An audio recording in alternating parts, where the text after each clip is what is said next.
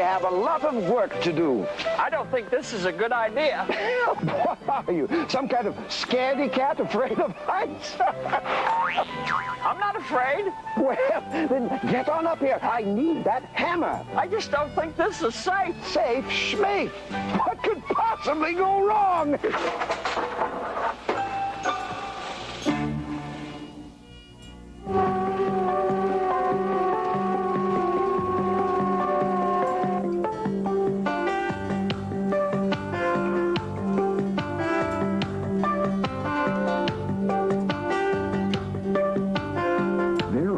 Different kinds of scaffolds, but they all have the same purpose: to provide a safe, elevated work platform for its users.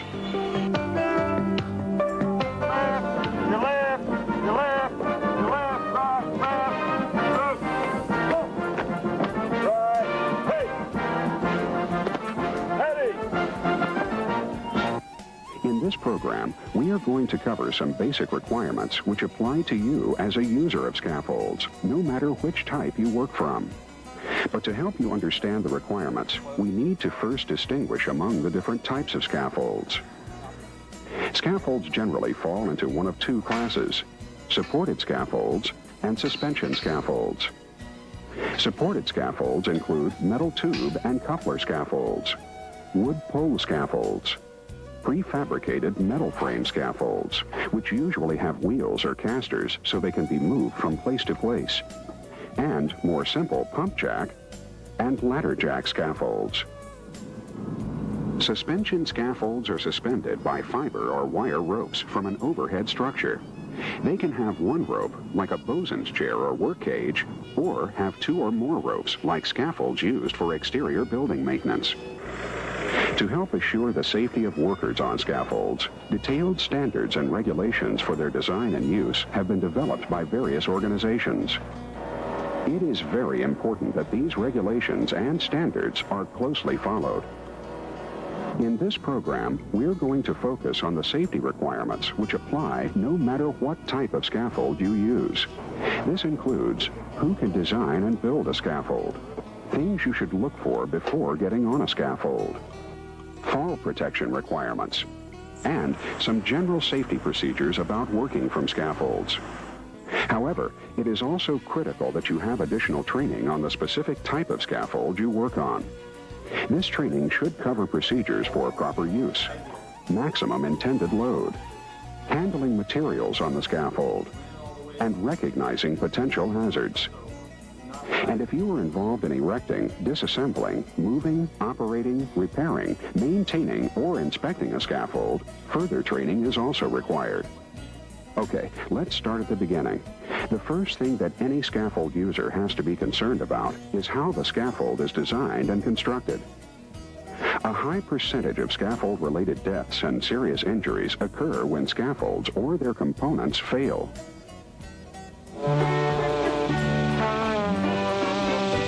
I'm so hungry I could eat a horse. Me too. You know, Dan, I think we can get this job done in no time at all, right after lunch. Yeah, building the scaffold was really a brilliant idea. I know. That's why I do the thinking. It must have taken a lot of training to build a scaffold like that. Oh, no training at all. It just comes naturally.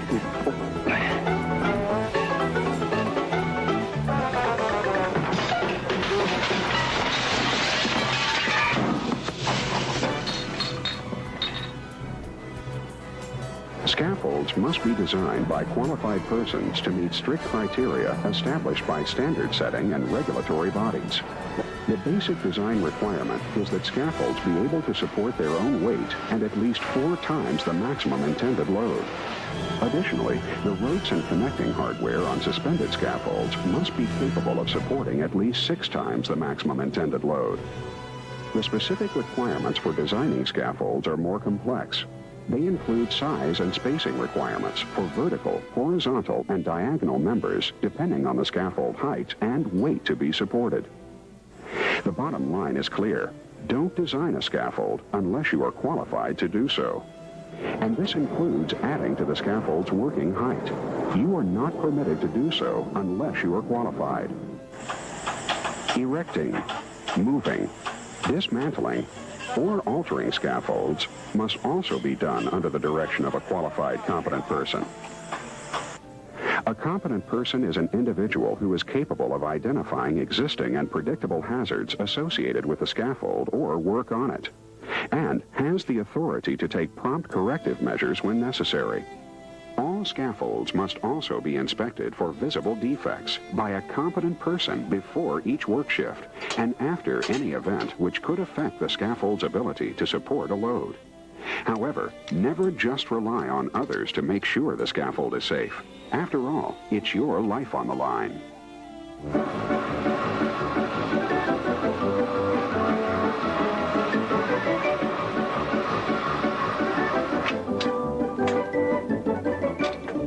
I think we need to be a little bit lower. Oh, I know that. Just a little bit more. Now leave the driving to me. You go do something else. I don't like the looks of this rope. You are such a worrywart. If this keeps up, we'll have to find another line of work. Precisely.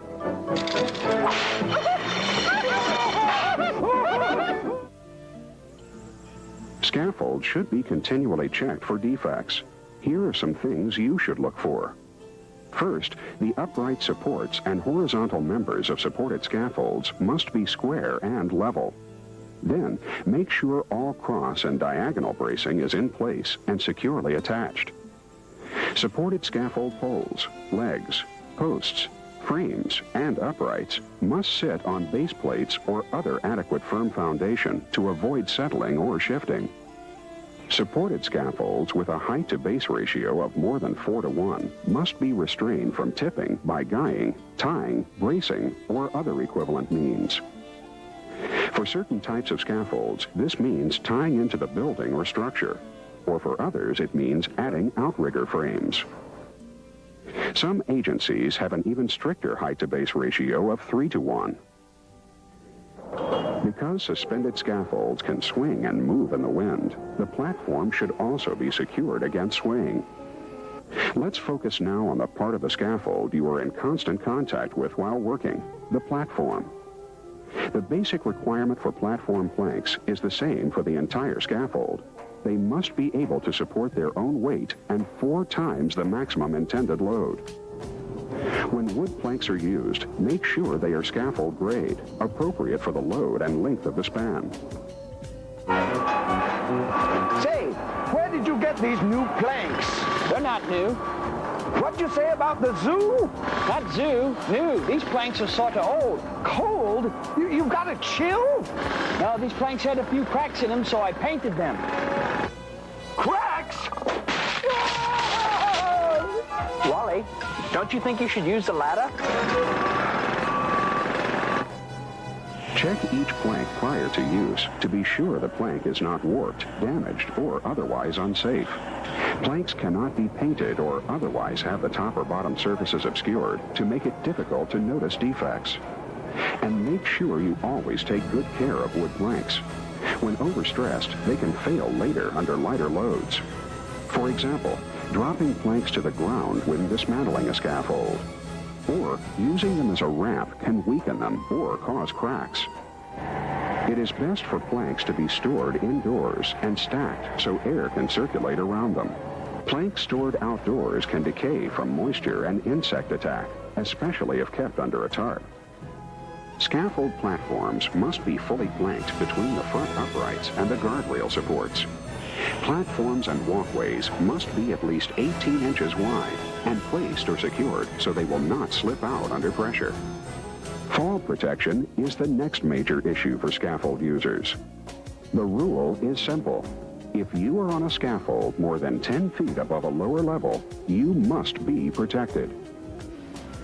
There are 2 basic types of fall protection: guardrails and personal fall arrest systems. Depending on the type of scaffold you use, you will need one or both. On supported scaffolds, fall protection is generally provided by guardrails. Guardrails must be installed along all open sides and ends of platforms.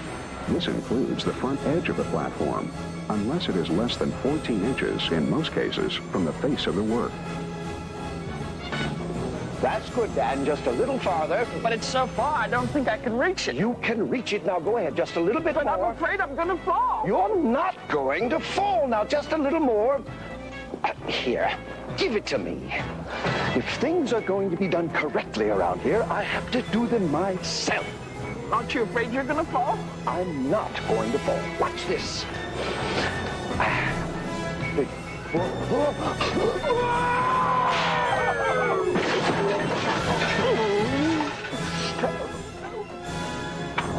Guardrails must be substantial. They must be constructed of 2x4 lumber, steel tubing, or angle iron, and need a top rail capacity of 200 pounds. Guardrails must be positioned at a height of approximately 42 inches above the platform. Along with guardrails, your work platform should also have midrails, screens, and/or toe boards to provide protection to people below from falling objects. Now, for some types of scaffolds, guardrails are not practical. These include ladder jack scaffolds and bosun's chairs. For these types of scaffolds, personal fall arrest systems must always be used. Single-point and two-point suspended scaffolds require the use of both guardrails and personal fall arrest systems. Personal fall arrest systems consist of a body harness and shock-absorbing lanyard fastened to either a structural member or a securely rigged vertical or horizontal lifeline. For obvious reasons, the lanyard must never be attached directly to the scaffold. If you use a personal fall arrest system, make sure you are fully trained in the correct procedures for using it and taking care of it. Your life depends on it. This includes those of you who erect or dismantle scaffolds. Fall protection is required unless the competent person determines it is not feasible or it presents a greater hazard. Let's talk now about some general safety procedures when working from a scaffold. Of course, the first rule is to make sure you never load a scaffold in excess of its maximum intended load or rated capacity. Even a well-designed scaffold can fail if stretched beyond its limits. Next, when scaffold platforms are more than 2 feet above the level you are on, ladders or stairs must be provided and used. Cross braces are never to be used as a means of access. Ladders or stairs must also be provided when erecting or dismantling a scaffold, unless the competent person determines they are not feasible or create a greater hazard. This fall protection equipment makes me feel safe. Me too. Even one fall is one fall too many. Wally, this piece doesn't seem to fit. Well, how is it marked? It's supposed to be piece number 8. Did you get the wrong one? Well, that explains it. This is marked piece number 10.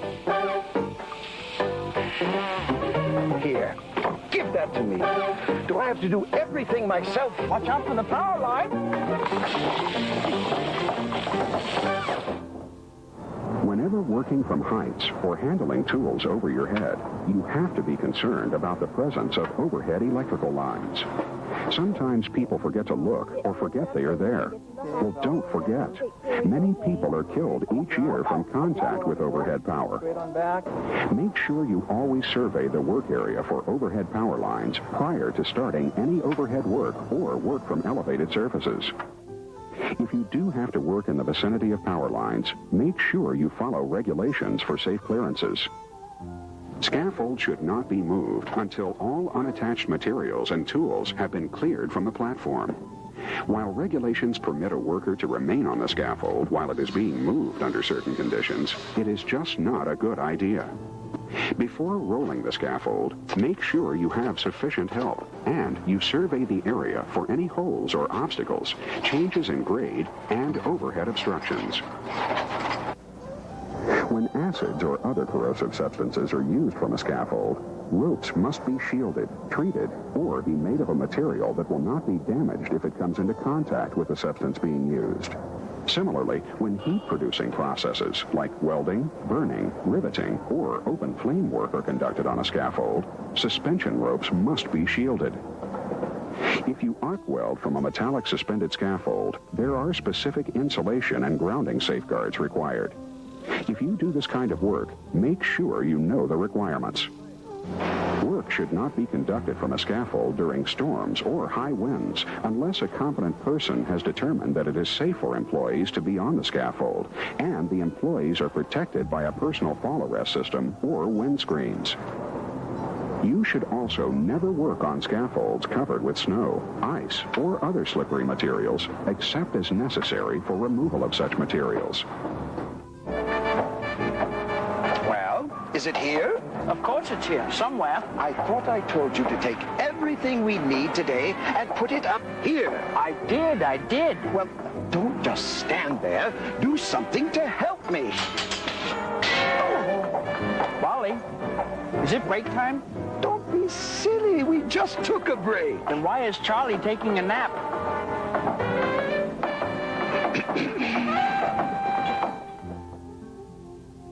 Don't allow debris or other materials to accumulate on a scaffold. They could create a hazardous situation for you or others.